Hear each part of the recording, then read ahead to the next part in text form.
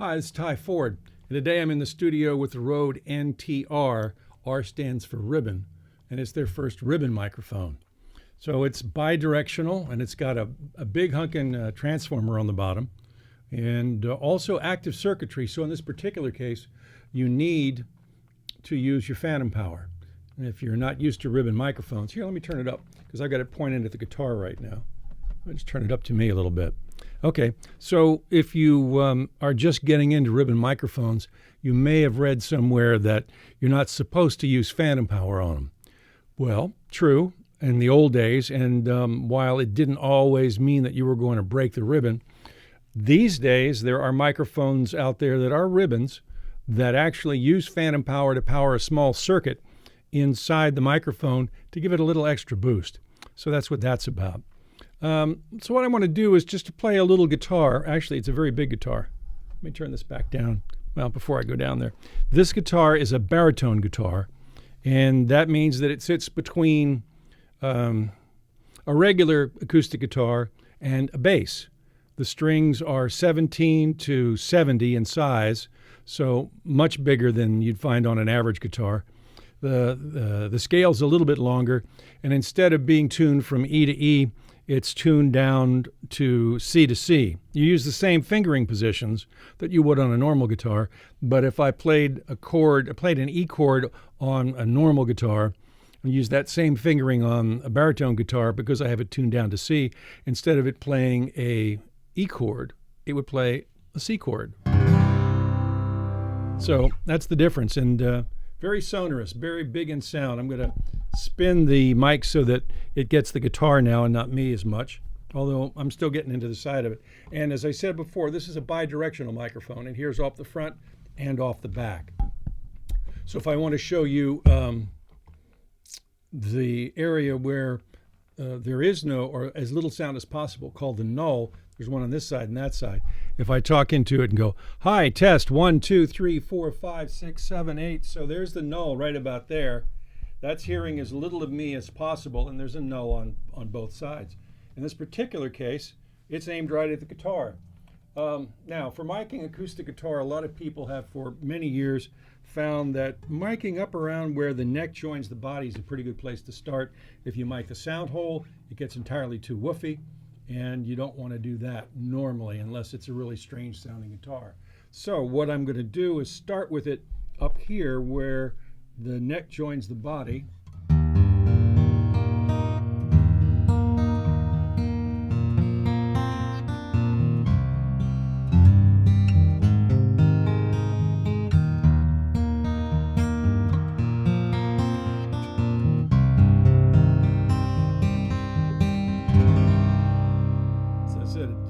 Really low because it's tuned down to C. So that's the sound of the neck joint.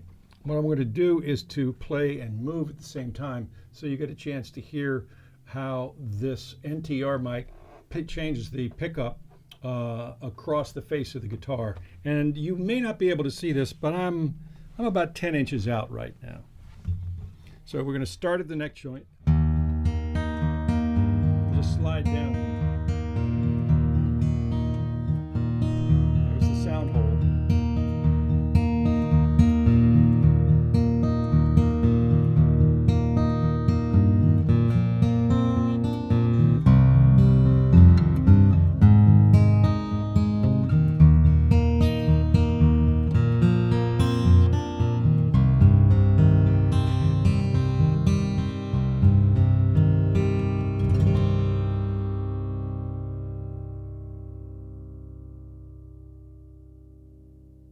Now maybe you're thinking, because the ribbon, I don't know if you can see it in here or not, the ribbon extends from here to here, a couple inches long, maybe a little bit over that.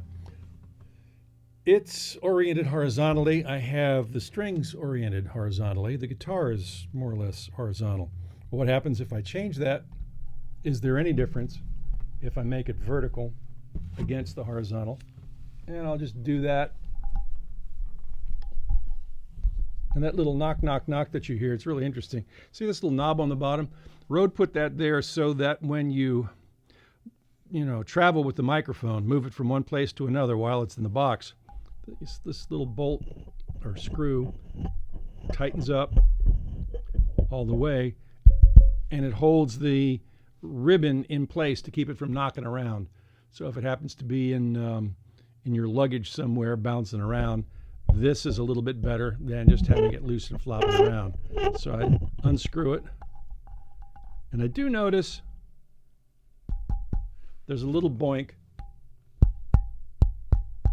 I'm not sure that that's going to be a factor, but there's obviously some resonance at whatever frequency that is. Anyway, we're back to this and just checking the alignment. Yeah, all right, so that's about, push back a little bit. That's about a foot out and right at the neck joint.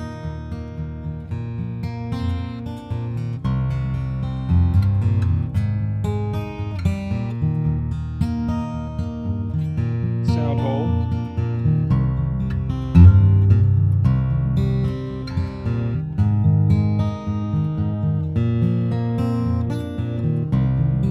Bridge.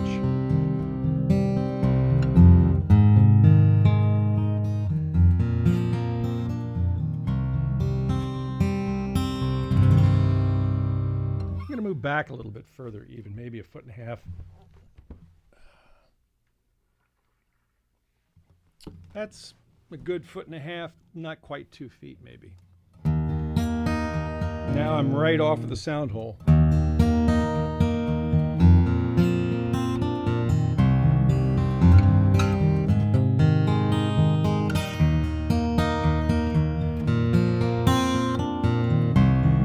Up to the joint.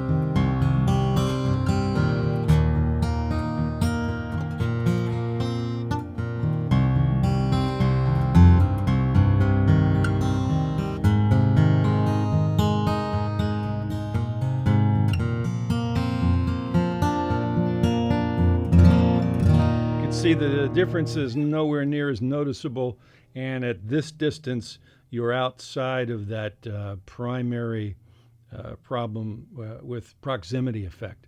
So I move back even a little further.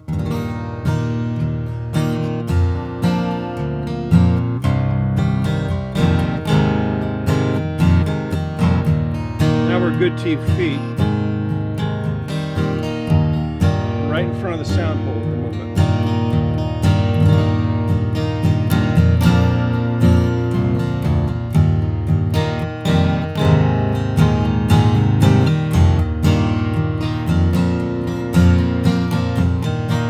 Some people like to do a thing, and I've done this myself when I've found it to be good, is to kind of shoot down across the face of the guitar with the microphone somewhere a little bit above where the neck joins the body.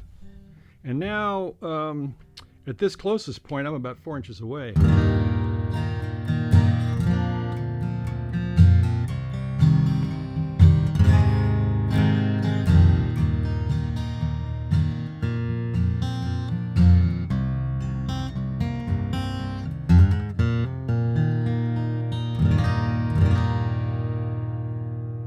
That's not too bad. I kind of like that as well.